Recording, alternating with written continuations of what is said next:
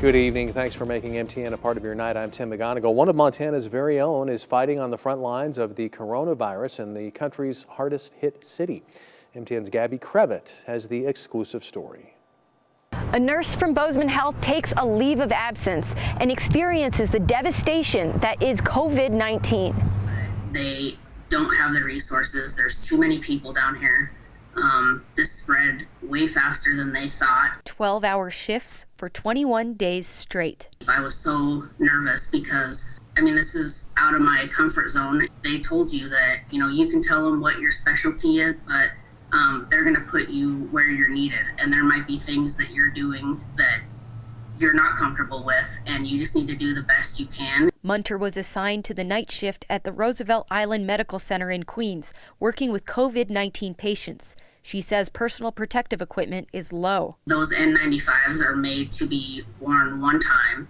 Same with these gowns are made to be one time. And here, you have to wear an N95 mask for 6 days before they'll give you a new one. I had some patients that were COVID negative and a couple that were positive. And so you're going into a room with a gown that you've been into a positive room with into a negative room. And that's just never the way you've been taught. Resources compared to larger hospitals in New York City are limited at MUNTER's hospital, and she says the possibility of transferring patients can be impossible. So I had a patient that I noticed that was really deteriorating and, really having a hard time breathing. And in the end, he ended up dying. And it's heartbreaking because the resources aren't here and they don't transfer the patient if there's not room for them. And COVID-related deaths have become a harsh reality for MUNTER. There is a refrigerated 18-wheeler truck at the back of our hospital, and there wasn't even enough body bags.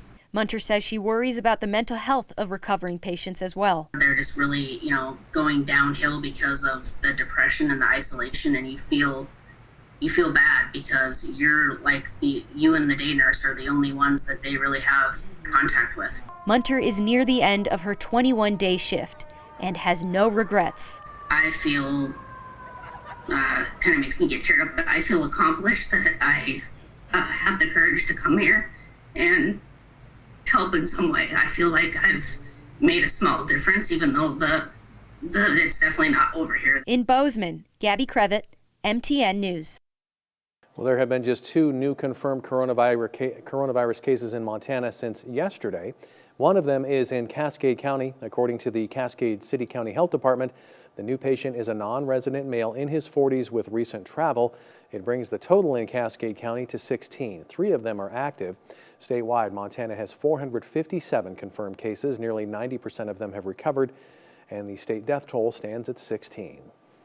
Well, under Governor Steve Bullock's phased reopening of Montana, dining establishments are opening their doors once again, but they're doing so under specific restrictions.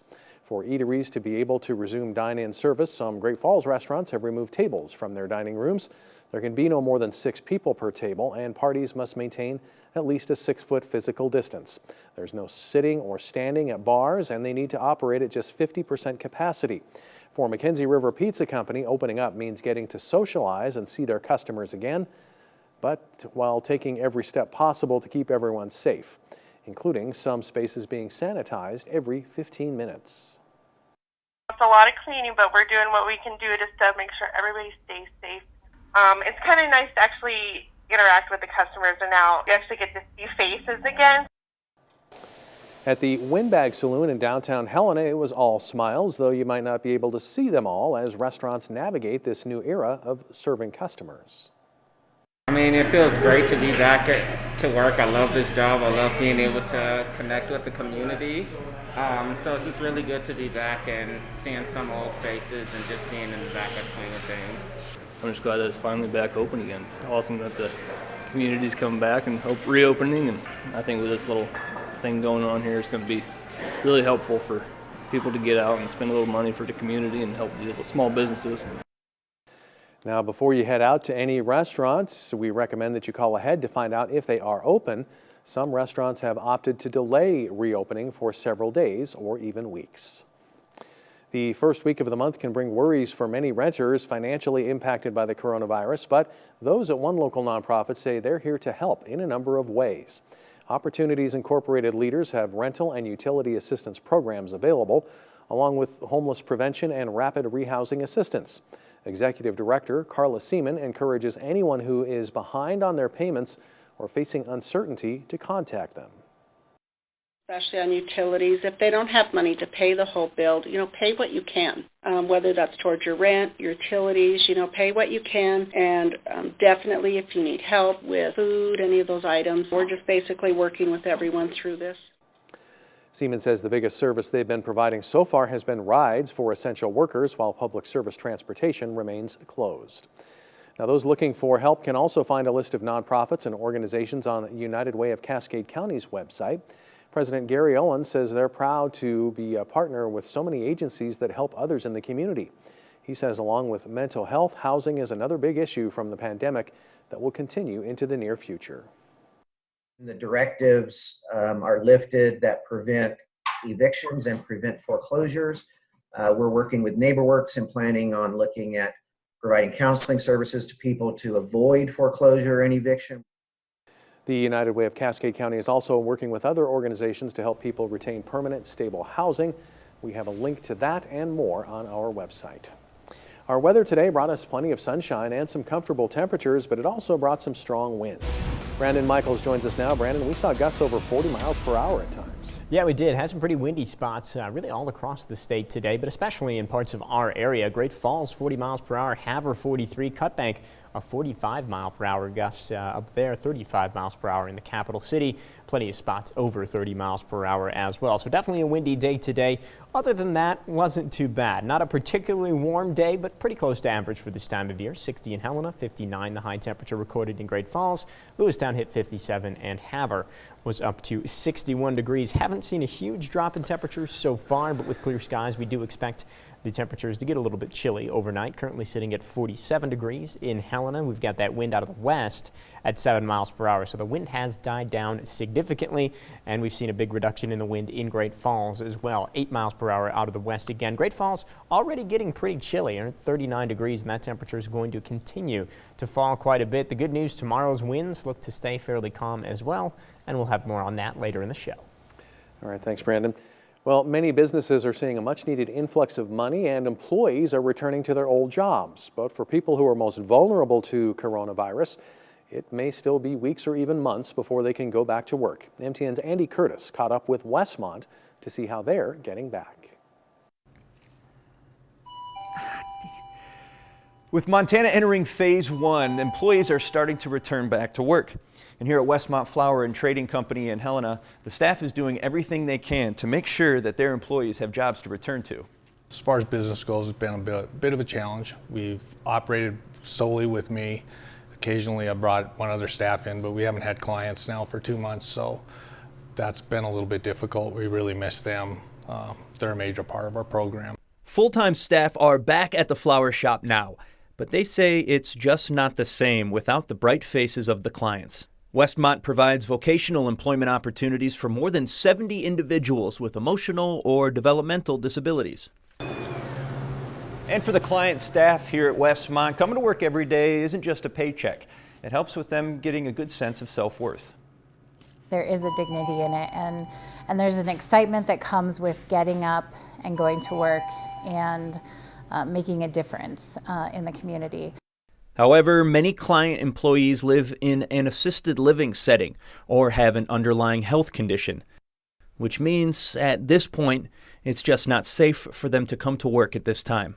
Because our mission is focused client-based, we tend to not try to get wrapped up in the numbers and focus more on giving them the best life that they can. Even though it's not the goal, the vocational programs like the flour shop, ice business, and shredding operation bring in around 25% of Westmont's funding. Mother's Day will certainly help the flour shop, but most of their spring and early summer weddings have canceled their orders, and Westmont as a whole has tightened their belts.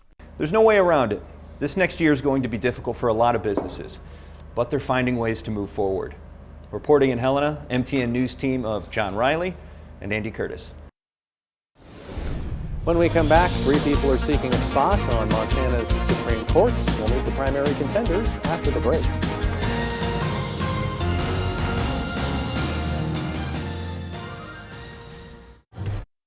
Powered by the Montana Television Network. The 10 o'clock news continues on Montana's News Leader. Welcome back. Montana voters head to the polls in less than a month to cast ballots in the state's June 3rd primary election. Topping the list of races, the U.S. Senate, House, and Governor, not to mention 2 seats on the Montana Supreme Court. Justice Jim Shea is running unopposed for his job, but Justice Lori McKinnon has 2 challengers. MTN's Jay Cohn takes a closer look.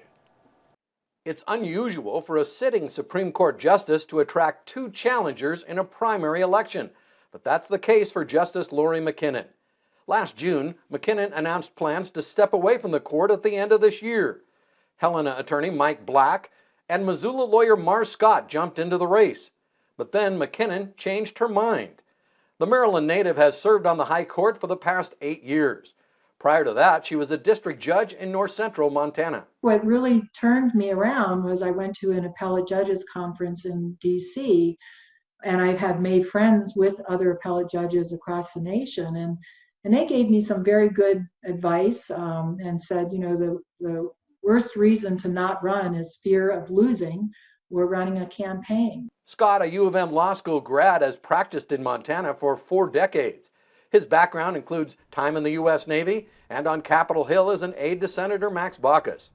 The Helena native's 39-year legal career includes everything from personal injury to business law, with an emphasis now on domestic relations. The reason I got into the race was because Justice McKinnon announced last June that she was not going to seek re-election. So I've been practicing law for 40 years, general civil practice, primarily though in the area of domestic relations. And I thought it was a good opportunity to maybe make a run for the Supreme Court and be able to bring that expertise and that experience to the court. Scott also believes strongly in Montana's nonpartisan judicial races. Maintaining the court's independence, he says, is a top priority. Ethically, a justice should not take a position on any issue because we're supposed to be independent. When you look at the 3 branches of government, certainly the executive branch is political, the legislative branch is political, but the judiciary needs to be independent. It needs to be separate in order for the 3 branches to work like they're supposed to. Helena attorney Mike Black brings a wealth of legal experience to the table as well.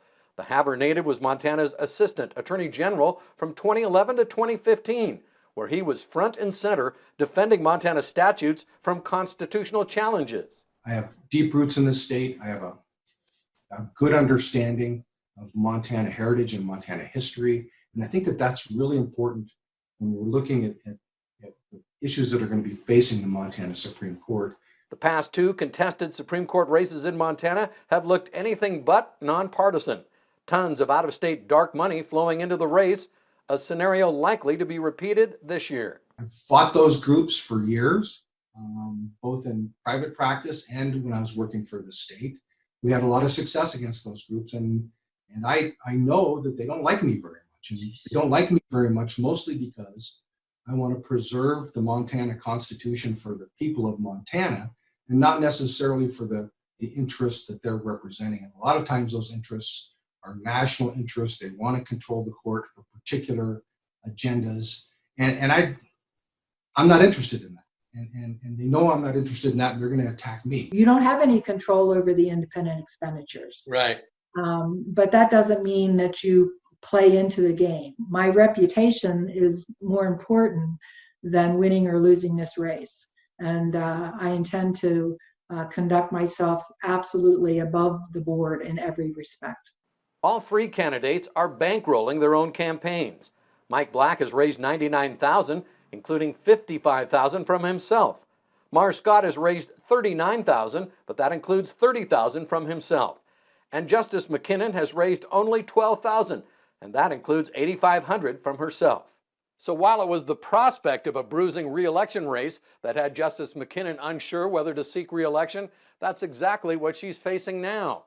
The top 2 vote-getters in the June primary advance on to the November general election in what looks to be yet another contentious race for a seat on Montana's 7-member court. In Billings, Jay Cohn reporting for MTN News. With primary ballots set to go out to voters on Friday, we're introducing you to the 4 candidates running for an open seat on the Lewis and Clark County Commission. Brady Christensen of Helena currently works on recycling programs for the Montana Department of Environmental Quality. He says it will be important for the next commissioner to be able to listen to all sides of issues and craft fair solutions, especially on issues like zoning. Christensen says county leaders have done good work on these issues and that his mix of experience makes him a good candidate to join them. I think my main qualifications is I'm fair, I'm a good listener, and just my background, not only in state government, but I have had, a past career in private industry, in the utility industry. So just working with different groups of people, bringing different ideas together, finding a fair, equitable solution. This is the first year of nonpartisan primaries for Lewis and Clark County offices. The top 2 finishers will move on to the general election in November. Tomorrow's looking like a very nice day. Wednesday, Thursday, not so much. We'll have the forecast up next. Now, here's your Storm Tracker weather forecast with meteorologist Brandon Michaels. Weather may not have been perfect today, but we had a really nice sunset at the end of the day. This one here from Bridget, thanks for sending that in. We got a couple nice shots of the sunset. I'm going to show you this one, very similar from Clark, maybe a little bit later, a little bit more red in the sky there. And also, I like this one, this next one a lot too. Big American flag in the background. I believe that's Flag Hill in Great Falls. So Lori Andrews sending that one in. Thank you guys all for sending those in. Beautiful sunset, and we've got some beautiful weather on the way too. Big area of high pressure. That's what we generally associate with really nice conditions. Sinking air gets rid of the cloud cover, kicks out any showers. In general, really nice conditions. That's for tomorrow. That's the short term.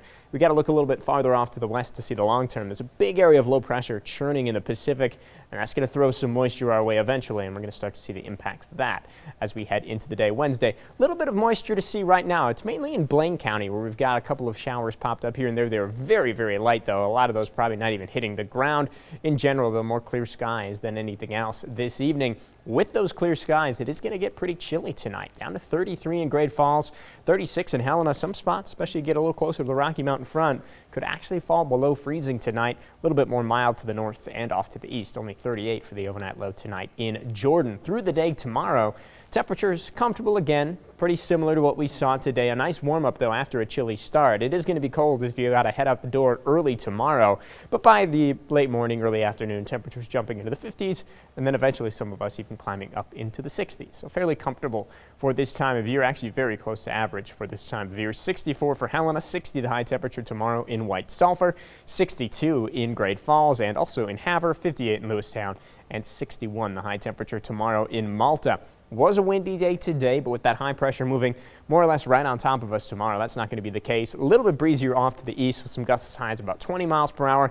I think gusts are even going to stay below that for places like Great Falls and also Helena tomorrow. So that's going to be a nice change in our winds. And of course, we got a big change other than that heading our way. Still a little tiny bit of shower activity through the night and into tomorrow morning here, but in general, a nice clearing trend as that high pressure moves in tomorrow. Really nice sunshine expected for our Tuesday. It's going to be probably the nicest day of the forecast because by the time we get to Wednesday, we start to see the changes. Here's Wednesday at noon. Clouds are moving in, moisture moving into the west. Good amount of showers by the time we get to Wednesday afternoon, lasting into Wednesday night, and then even lingering showers into the day on Thursday. So a pretty long-lived storm system here. Could see quite a bit of rain from this, anywhere from about 1/4 to 1/2 inch. Some spots even more than 1/2 inch of rain. Look toward Lewistown, potential for up to 1 inch of rain there. Not as much rain to the north and east.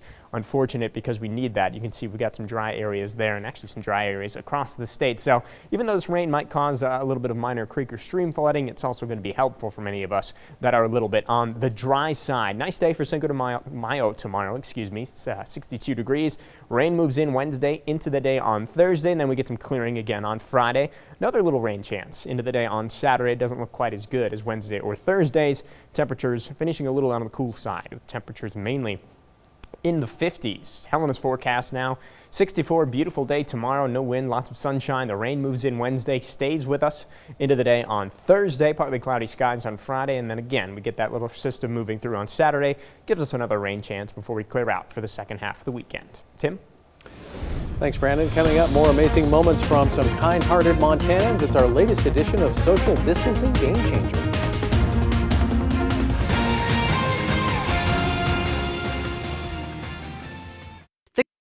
Our powered by the Montana Television Network. The 10 o'clock news continues on Montana's News Leader. As the state begins to reopen, sports are slowly coming back. Baseball practice has started and high school rodeo is moving closer to competition. But until teams hit the field for the actual events, MTN's Tom Wiley will try to fill the void with some social distancing game changers. Welcome back to the Wiley household. Tom and Cece here, just going through the footage on this computer, trying to count down our top moments of the week. We want to say thank you to everyone who's been working so far during this pandemic, and good luck and congratulations to everyone headed back. In the meantime, we're still working at home. Let's take a look at our top 5 moments of the week.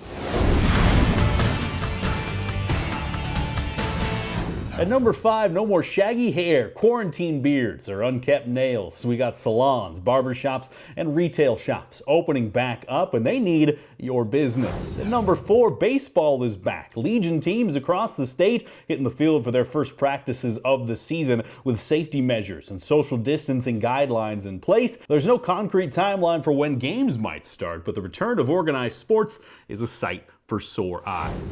At number 3, this is what happens when teachers are quarantined inside of a school building. Cascade activity director and PE teacher Sonia Mazaira breaking into song and dance, pleading students to please come back to gym class. At number 2, high school seniors, well, they miss out on a lot of milestones this spring, but Black Moose Photography in Helena is making sure pictures with your cap and gown aren't one of those moments, offering free sessions for seniors both in high school and in college. And at number 1, the Navajo Nation is dealing with a high rate of COVID-19, but they're getting some help from their Blackfeet Nation friends to the north. The team of sewing warriors from Browning has made over 1,000 masks to send to some of the hardest hit areas in the Southwest.